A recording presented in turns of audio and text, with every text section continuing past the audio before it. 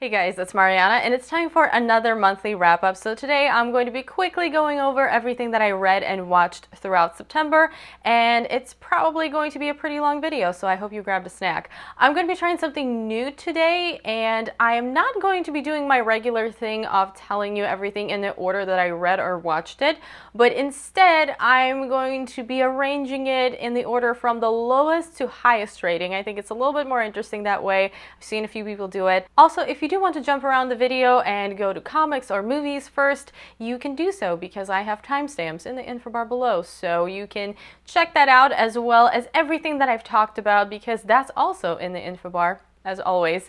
And I'm going to start with books. The first book that I read in September was Sharp Objects by Gillian Flynn. You may have heard me mention that I really liked Gone Girl by Gillian Flynn, and that's why I decided to start reading her other novels.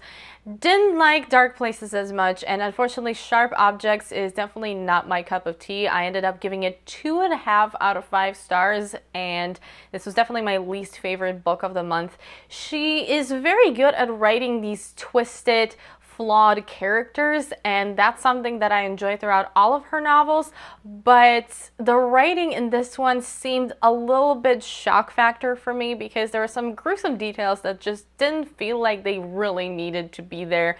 This is about a reporter, Camille, who comes to look into some murders that take place in her hometown, and that's kind of the premise of everything. And unfortunately, I was also able to guess the outcome and what the deal is with everything about a third way into this book, so that kind of ruined it for me as well because I thought it was way too obvious, and when something like that is really obvious in a mystery novel, I don't think that's really a good thing. It was pretty interesting though to read from the point of view of somebody who is a cutter, which is not something I have ever encountered in the book before, and of course huge trigger warning for that because the way that it's described in this book, if I was in any way inclined to do that, this would definitely put me over the edge. But if you're okay with that, that is something that is very interesting about this book, and it's still an interesting mystery novel. It's just that there were some gratuitous descriptions of violence here, and I also thought it was a little bit too obvious. Next, I decided to reread Carrie by Stephen King, which is something that I read last year around the same time,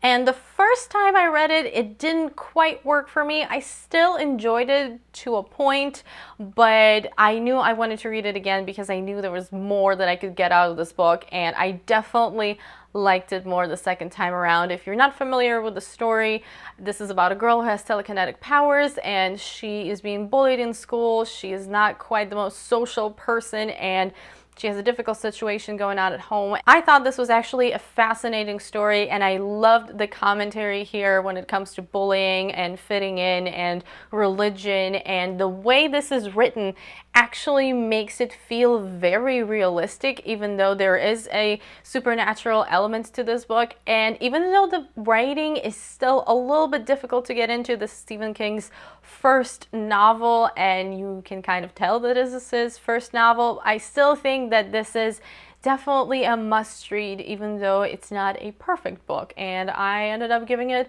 4 out of 5 stars because I really liked it. After that, I finally read The Martian by Andy Weir, and I know I'm one of the last people to read this book, but I finally did it. I wanted to read it before the movie, and that's why I picked it up, and it was a great book. I wish I picked it up earlier because I kind of feel like a bandwagoner with this, which I guess I am. If for some reason you're not familiar with what The Martian is about, it's about Mark Watney, who is an astronaut, and he gets stranded on Mars and has to attempt to survive for quite a while until he can possibly get some help. And this book is fascinating. It is very well written. It is written with a lot of scientific details, which are really interesting and yet really accessible. You're not going to be confused by the science, even though there's quite a lot of it, and that's definitely a good thing. And also, as you probably have already heard, Mark Watney is an awesome character. He is hilarious, and he is smart, and he's very positive, and you just want to be friends with him. So his perspective is just awesome to read from, and if you're seeing the movie this weekend, consider reading the book as well because it is a really fun book. I gave it 4 out of 5 stars for reasons I can't really explain without giving spoilers.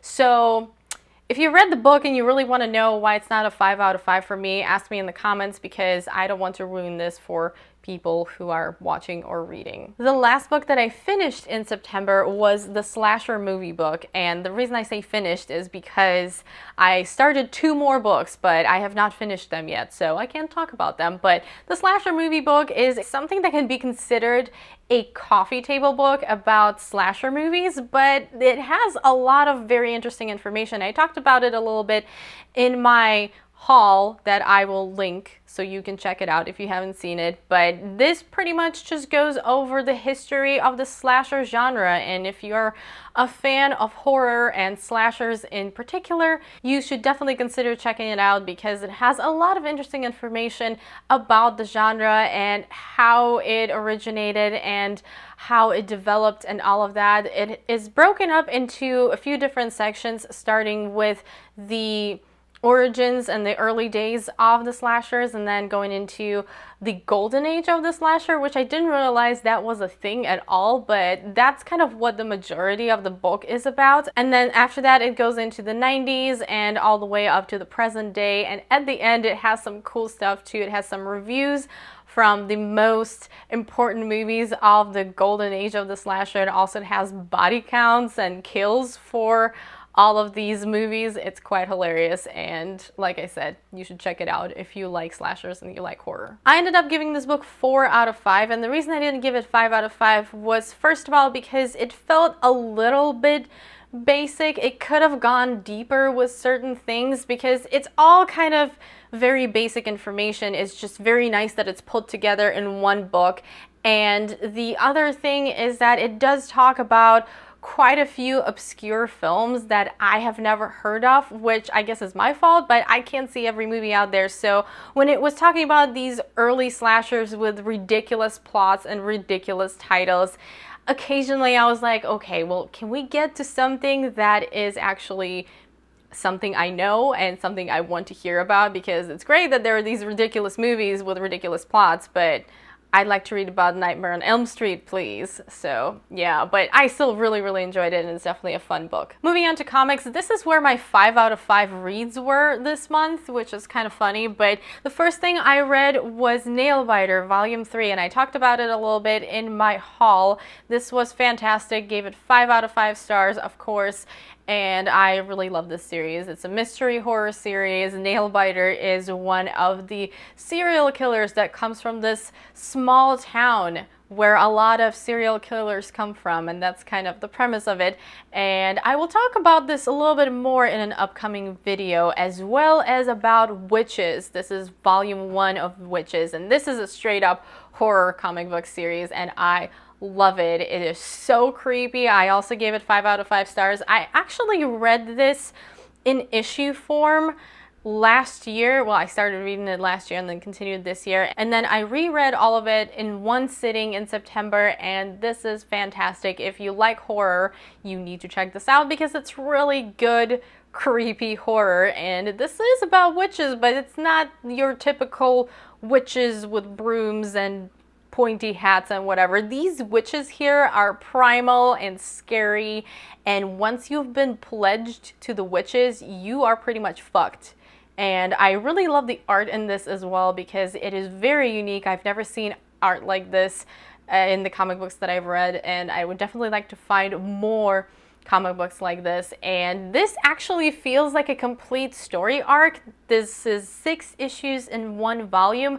And the way it wraps up, there's definitely room for more of the story, but if this is the end of the series, that could totally work as well. And the last comic that I read was Saga Volume 5, and I loved this volume. I really like Saga. You guys know this, and it was one of my favorite comics that I read last year, and it definitely is still one of my favorite comics, but Volume 4, I still liked it. One of my favorite. I know a lot of people liked Volume 4. I didn't love one of the main storylines, but this one was fantastic. This is one of my favorite volumes out of the entire series. I thought it was so much fun. There's so much going on.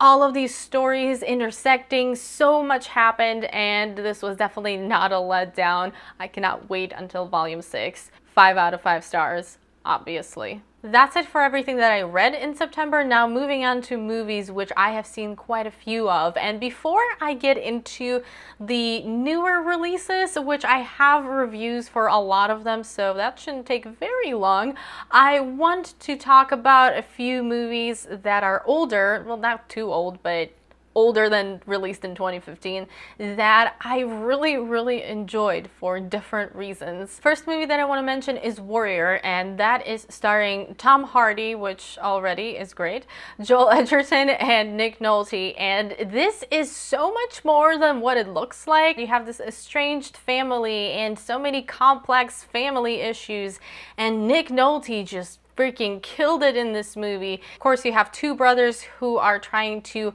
fight for different reasons. One of them is an ex-Marine with a complicated past. The other one is a teacher who needs more money, and that's why he's fighting. Everybody has a complicated past in this movie, and it just is so emotional and so well done, and I was so engaged. If you are thinking about checking it out and you're kind of on the fence because you're like, well, am I going to enjoy this? Trust me, just watch it. It's great. Another movie that I loved was Enemy, and I know I won't shut up about Enemy lately, but it is such a great film, and I think a lot of people would enjoy it. It's definitely something that is different from a lot of the movies out there. This is starring Jake Gyllenhaal, who plays two different roles in this, and directed by Denis Villeneuve. And essentially it's about a guy who realizes he has a double, and things just kind of get going from there, and it's definitely a movie you want to analyze, and I can't really explain this movie. You kind of have to figure it out on your own. This movie has some of the most bizarre moments I have ever seen in the film, as I was trying to figure out what the hell was going on, and the ending was just, it was crazy. Things were a little crazy in this movie, and you should definitely check it out. And the last movie that I think you should check out if you haven't already is Heathers, and this is a movie from the 80s, and it is very strange. It has Christian Slater and Winona Ryder, and they are in high school, and it kind of starts off as Mean Girls type of movie, but it's not. This movie would never be made today. Nobody would ever greenlight this. To be honest, when I started watching this movie, I almost didn't finish it because I thought it was way too strange, and I was just not prepared for what was happening in this movie, because it starts off, you have this clique of popular girls, and Veronica, played by Winona Ryder, is one of them, but she kind of disapproves of these girls because they're cruel, as, you know, you would imagine. Then Veronica starts dating bad boy Christian Slater, and the two of them accidentally poison the leader of the clique, and she dies, and they try to pretend that it was suicide, and then from that point things just get very strange. And I think you should watch this movie because A, like I said, this movie would never be made today. This would just not happen. And B, it is so weird that it's kind of a must-see. Moving on to more recent releases, the movie that I liked the least this month was The Visit, and I am kind of baffled by the positive reviews that I've seen. I've seen some 4 out of 5 reviews of this movie, which I don't agree with at all. I know, you know, movies are subjective, but I just don't get it. This movie was supposed to be a horror comedy comeback for M. Night Shyamalan, and I didn't think it was funny. I didn't think it was scary. I thought there were a couple moments that worked, one of them being the twist of the movie.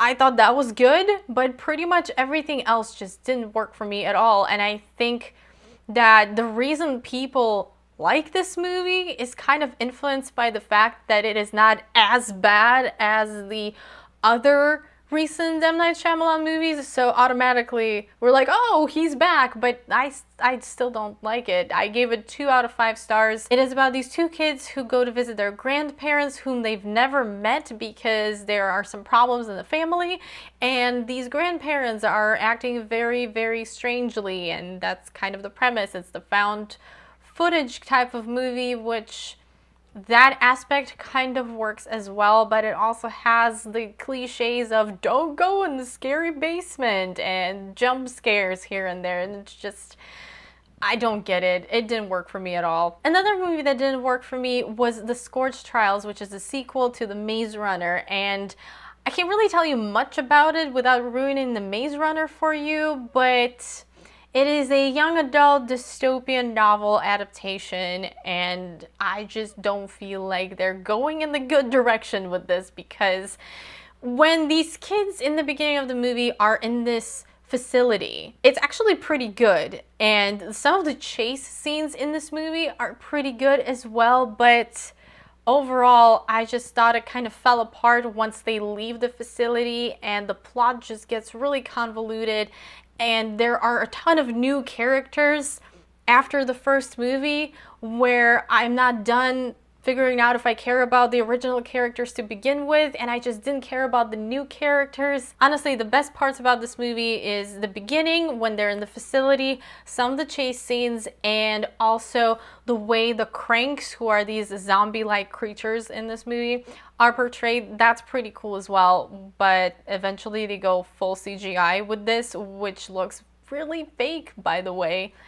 I didn't like this movie at all, I'm sorry, and I think this is one of those cases where they should have stuck to the book, because what they came up with makes no sense. I gave this movie 2.5 out of 5 stars because there were a few things that I liked, and because I have Peter Baelish bias. Then I saw Pawn Sacrifice, which is a biopic about Bobby Fischer, who is a famous American chess player, played by Tobey Maguire, whom I am not the biggest fan of, but he actually did a fantastic job in this movie.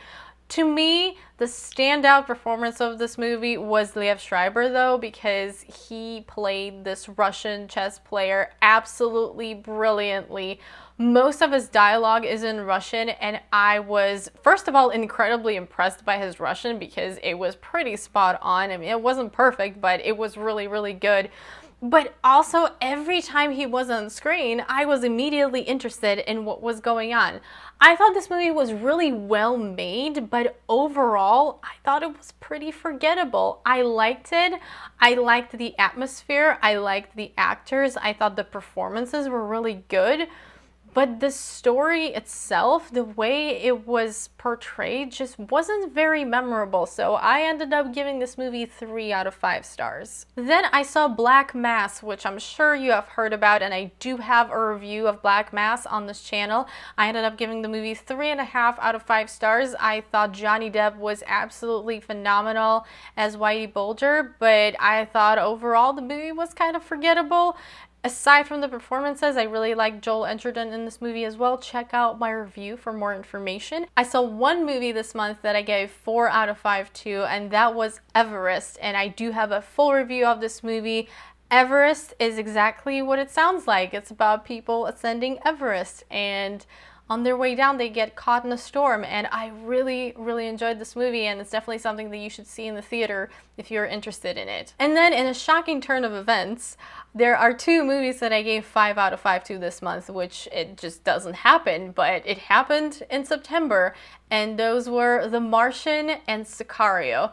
Both of these have reviews on my channel, so I'm not going to spend a lot of time talking about them now because you can just watch my full reviews. I just have to say I loved them. They couldn't be more different. Sicario, directed by Denis Villeneuve, starring Benicio del Toro and Emily Blunt and Josh Brolin, is just a really good thriller. It's kind of a cartel story. It has to do with the war on drugs, but it is also so much more than that, and I thought it was a fascinating film and a really tense film as well. I really, really loved it. And The Martian, I talked about the book earlier, about a guy stranded on Mars, and it is amazing, and I am going to be seeing it again because I really, really enjoyed it. And I know this movie doesn't come out until October, but I saw a screening of it, so I technically saw it in September. That's it for my September wrap-up, and if you made it until the end of this video, you are extra awesome, and I particularly appreciate you being here because this video was probably pretty long.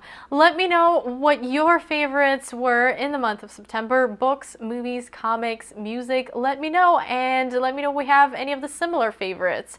Basically, let me know what you think in the comments below. As always, I hope you enjoyed the video. If you did, don't forget to give it a thumbs up and also subscribe to my channel if you haven't already. I hope you're having an amazing day, and I will see you soon in my next video. Bye!